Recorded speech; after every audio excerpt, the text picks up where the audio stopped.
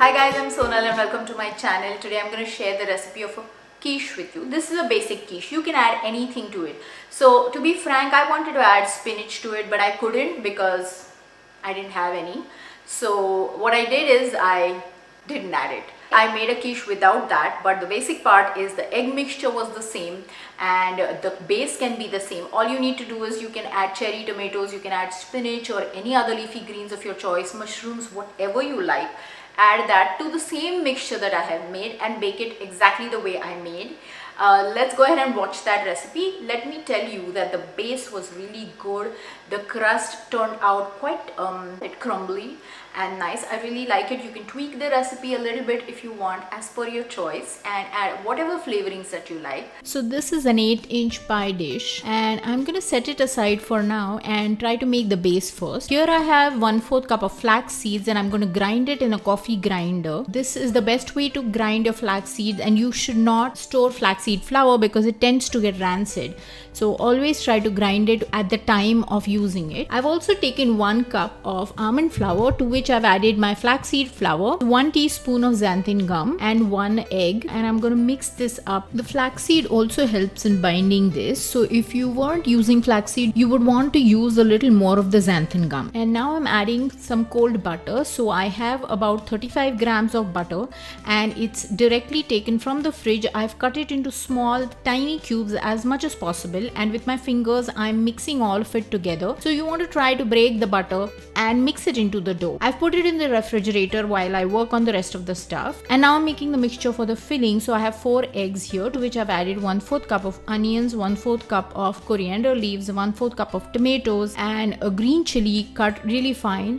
Now whatever flavorings you use is up to you. I've also added some Geneva salami and salt to this and half a teaspoon of pav bhaji masala. Now this is just a flavoring that I like and I use that. You can even use garam masala if you want. If you were to add spinach, this would be the point to cut it really fine and add it to the mixture. I've also added 1/4 cup of processed cheese and 2/3 cup of fresh cream.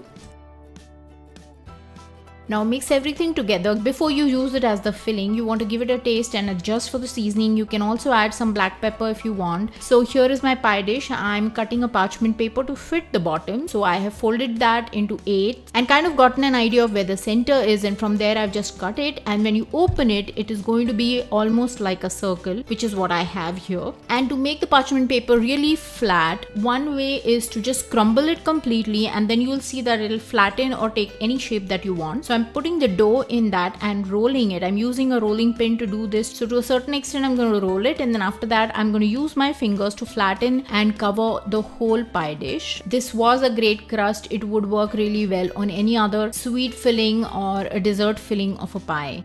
I have put it back in the pie mold. So I want the pie crust to come on the sides too. If you don't, you can just cover the bottom and it should be good even that way. And I'm trying to fill the gaps in the bottom and the side. So my mixture is ready and I'm going to pour it. We are going to put it for baking. And this is some more cheese. So I've used mozzarella now, 180 degrees centigrade or 350 degrees Fahrenheit, anywhere from 20 to 25 minutes or until the top is golden. If your top does not get golden, put it under the broiler 5 minutes or so. I have put it on one of the lower racks so that it gets nice and toasty. Halfway through in the cooking process, I did go back and add some mozzarella cheese. If you want it to be at the top and give you this lovely brown crust, look at what a beautiful quiche this has turned out to be. I eat it with some hot sauce. This also goes really well with some onion kimchi, which I have just shared the recipe for. Check that out. Look at the beauty. You can eat this for breakfast. I normally eat 1 meal a day, and for that I use this almost like a bread or a carb substitute, and then I have my meat on the side and some kimchi or vegetables or stir-fried green. If you want to reheat this microwave for about 40 seconds or so, and then after that you want to put it on the pan to get the crust crisp and crunchy.